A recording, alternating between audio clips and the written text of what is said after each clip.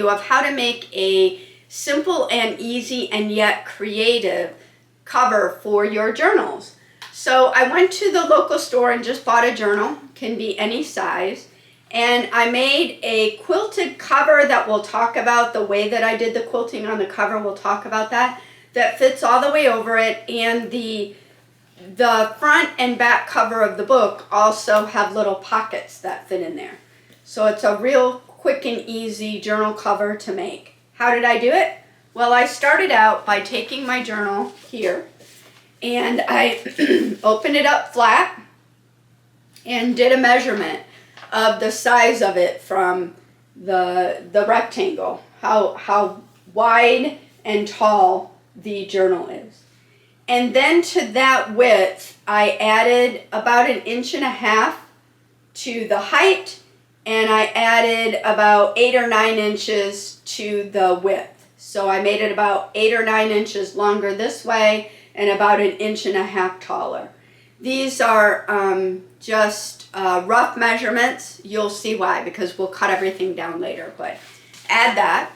If you add about 9 inches or so, you're going to get about a 4-inch fold over flap, which seems to work best. So I used a piece of parchment paper. You can use parchment paper, freezer paper, or just a large piece of paper. And I drew that rectangle and I cut it out.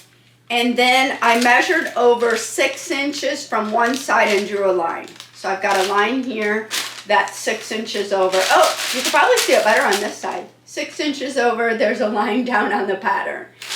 Then I took a piece of just white fabric, white muslin fabric, and I used the template to cut out a piece of white fabric. You can actually use any color fabric, doesn't matter. This is not going to show. You'll notice I cut it 6 inches shorter than the pattern. And this is the fun part. All that I did, here's another sample that I'm in progress of working on. All that I did to make this was to take scraps of fabric. I just cut them so that they had straight edges. You don't even have to do that, but I did do that. And I would lay down a piece of fabric. Let's see if I can tell you which one I put down first. I believe it was this one right here, because I wanted this one to kind of be highlighted on the fabric here. So I laid this piece of fabric down. And then if you've ever done a quilt as you go type project, this is very much like that. So I laid down my first piece of fabric, maybe perhaps it was like that. And then I put my second piece of fabric on top of that. And I'm going to flip it over and show it to you on the white side just so that it will show up a little bit better. I took my second piece of fabric and I laid it down right sides together on top of the first one. So here's my first piece of fabric. I just laid that on there, didn't do anything. Probably put a pin in it just to keep it there. And then I took my second piece of fabric right sides together and laid it down on one side or the other, it doesn't matter which one. And I sewed all the way down just to the end of where the first piece of fabric laid. I didn't bother to cut them all the same length or anything. I just sewed down to the bottom of this first piece of fabric. And then I simply folded it over and then trimmed that second piece of fabric so that it was even. Okay? Then once I had that on there, let me go ahead and just make that little bit of a trim there for it. So now you can see if these were sewn together, I've got two pieces sewn together. This one was sewn together this way and flipped over, and I've got a nice covered seam. Then I took my third piece of fabric, which could have been maybe this green, and I matched that up right sides together with the first two, sewed 1/4 inch seam and turned it over. And I just kept doing that around and around and around so that I ended up with all of these various pieces of fabric sewn together, much like a quilt as you go table runner. Now I could have decided to put a layer of batting in between on top of the base fabric, but I didn't. Then once I had that done, I used my machine to make all kinds of decorative stitches. And I'll try to zoom in as close as I can to here. and show you, probably on this pink it might show up the best, where I did all of these decorative stitches.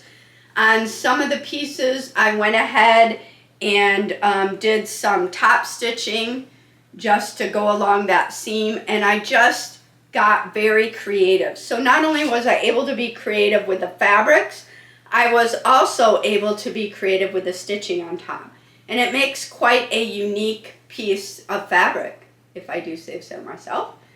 And so then the next step was to add the 4 inches onto either side, which I'm going to go to my sewing machine and I'm going to take, I've got a strip that happens to be longer than the actual length, but I'm going to sew a piece of fabric right sides together to the end here and flip it over, and I'm going to end up making a piece of fabric that is now the same size or a little bit bigger as this pattern, right? So I'm going to go and do that and come back and we'll complete the construction. Happened after I sewed the 2 side pieces on. Again, these 2 side pieces were about 4 inches, a little bit less, and I sewed them onto the side, and when I lay it out, it turns out to be just about a little bit smaller than my pattern, but that's okay. Again, as I was doing this, I didn't have the exact measurements. This was a very creative process, and so that's why they're not exact. But if you just bear with me, you'll see how this whole thing goes together. So once I had these sewn on for the flaps, oh, there was a step that I missed. Oh, see? This is how the process gets creative. I had actually missed a step, but it's still going to work, which is why I want to show you this.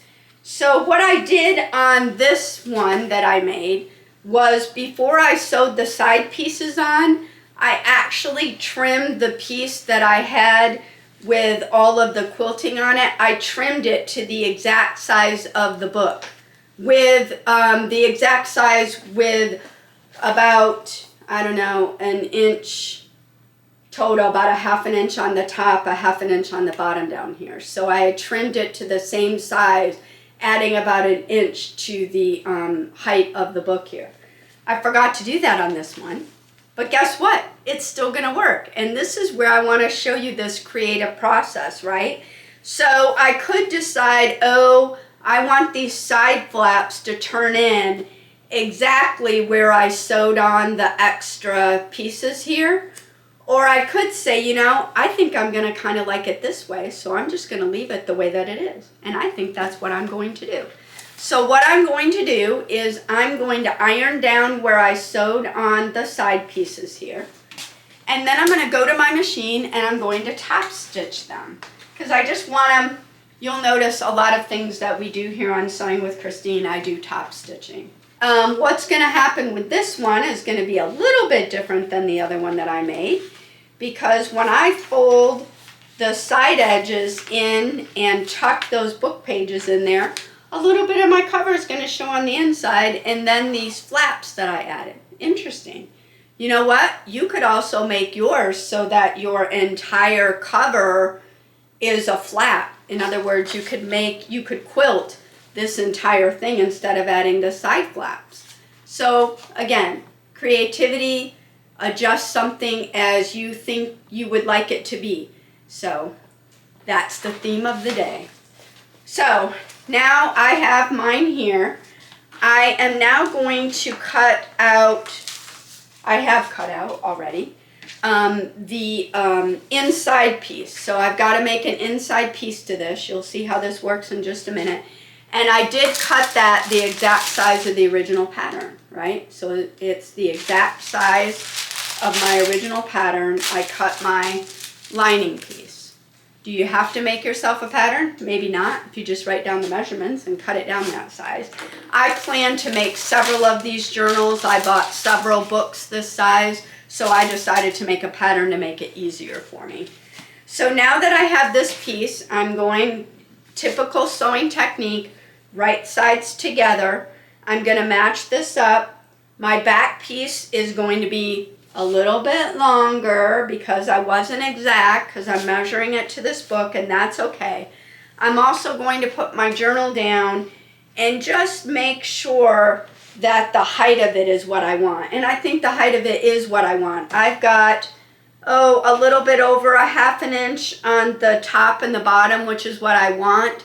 I'm going to sew a ¼ inch seam all the way around after I trim it. So I'm going to take my pieces, again, they're right sides together. I'm going to trim off, I've got a little extra of the lining piece. So I'm going to go ahead and grab one of my rulers and my rotary cutter here and trim this edge off. You could use scissors. Oh, I'm also noticing down here on the bottom it's not exactly even, so I'm going to just trim off a little bit where things weren't even. Let me check this side now. Yeah, I got a little bit extra over here. This side was a little bit longer. So again, this is very much just trimming things up to get them the size that I want them. And there we go. So now I'm going to sew this together, right sides together, and yep, I'm going to leave a little opening. I'm probably going to leave my opening down here on the bottom, and then I'll come back and we'll flip it right side out and talk a little bit about the 2 final steps. Sewn together, and I trimmed my corner edges to make nice points, and now I'm going to turn it right side out. I left an opening. Half the time I forget to leave the opening, but I remembered this time. If you forget, just unsew a few stitches. And when I get it all turned right side out, I love when you get the raw edges like this covered and you begin to really see the finished product and you go, man, that looks really awesome. So there we go, right? So now what I'm going to do is I'm going to iron this up. I'm going to fold these 2 edges down. Then I'm going to top stitch all the way around. Top stitch all the way around as close to the edge as I can get. Then I'm going to take the 2 flapped edges. Well, once I get it top stitched, I'm going to bring it back and lay my notebook out in the middle of it like this. And since my turning the sides in, I'm going to need to kind of measure how far in I want these sides to go. See, again, this is where depending on how large you make it will determine on how far in you turn the side pockets. So after I get it all top stitched, I'm going to bring it back here. I'm going to decide how far in I need to turn these sides and pin them. And then once I have that determined, I'm just going to stitch along the top and the bottom. Along the top here and the bottom here, and leave an opening to stick that flap in. I'm going to probably stitch twice along the top and the bottom to give it some strength. The same on the other side to give it some strength. And then I'll be done. So I'm going to go and finish this up and bring it back and show it to you, and you will be all on your way with all the steps that you need to make these all on your own. One of the things that I really like about this is that because it's so creative, even if you look real closely down here, because I had this smaller piece of fabric here, part of the outside fabric came up and is showing there about 1/8 of an inch. But what I really love about this pattern is that doesn't matter. So for those of you that are newer to sewing, for kids, I'm going to be making this project with lots of kids, let me tell you. I love it because there's so much grace, so many places where things really don't have to be perfect. And I think it's a great project because of that, to give you lots of creativity, lots of options, and perhaps most importantly, when you're learning how to sew, lots of opportunity to practice. And they make great gifts. Who wouldn't love to get one of these little journals here? Who wouldn't love to get one? I can't think of anybody. Whether they ended up using it for an actual journal or to put their grocery list in, or maybe a notebook for school notes, depending on the ages. Who wouldn't love to get one of these? And you can customize them to each person's likes. I'm making these, like I said, for Christmas gifts. In fact, the two that you're seeing today, somebody on my Christmas list is going to get these for Christmas, and I think that they're really going to like them. And so they're just quick and easy gifts, but something that they'll remember. I'm going to happen to pair mine with an elastic bookmark that you're going to see a video, an upcoming tutorial for if you haven't seen one of those already. So all that I've done is use my little plastic clips to decide how far in my sides need to be.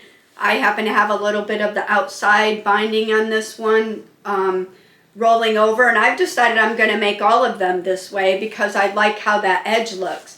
This one looks fine too. I did the flaps a little bit different way, and it looks fine too, but I've decided I like the look of this one with a rollover, so I'm going to do all of mine this way. So I bet as you're making yours, you'll come up with some ways to customize it as well. So let's just, my next step is just to sew down those flaps there and take the clips off, obviously. But before we close for today, let's just go over the steps of what I did to make this. I know you can go back and rewatch the video, but I like to try to recap the steps for you here. So go buy a journal, a notebook, a journal. It can be a notebook with rings on the side. It doesn't have to be a book like this. It'll work. Lay it out flat, measure it from here to here. Add about, I don't know, an inch, inch and a half to the height measurement. Add 8 inches to the width measurement. If you're going to make multiples, go ahead and make yourself a pattern. On that pattern, mark a line 6 inches shorter so that you've got it.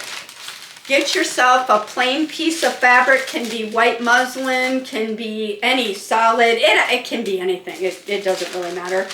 Cut it the size of the pattern only to the line that's 6 inches shorter, so make it a little bit shorter here. Go cut yourself a bunch of scraps. Just make sure they have straight edges on them, because that will make it easier. And then you're going to piece these on top of your base fabric. You're going to start out with 2 of them. You're going to put one flat down on your base fabric, put the other one right sides together. Sew through all 3 layers, your 2 scraps and your base fabric. Iron it, turn it to the side and iron it. And just keep going around until you fill up your whole piece of base fabric with all of this quilting. One thing I will say, I think it's a step that I didn't actually say out loud. You're going to end up with pieces of your scraps every which way. Then you trim them off straight. Okay, so when you're sewing, like this little flowered piece here, it didn't end straight here. It was sticking up. And then I went ahead and turned where my white fabric was over and just trimmed around it to get back to my square. So you're going to do that. You can add all kinds of decorative stitching on the outside. You could do some embroidery on the outside. You can embellish this outside however you want. You could put blingy things on it. You could put buttons, all kinds of things. Get your whole outside piece made the way that you want it. Then you're going to add your pieces for your side flaps for those. If you wanted to quilt the whole thing, the whole size of this, you could do that too. The only reason that I didn't is it makes a little bit less bulk on the inside because it's just one piece of fabric without all the seams here. So, but you could do it the other way. Then you're going to take your other piece of coordinating fabric that is cut the size of this pattern.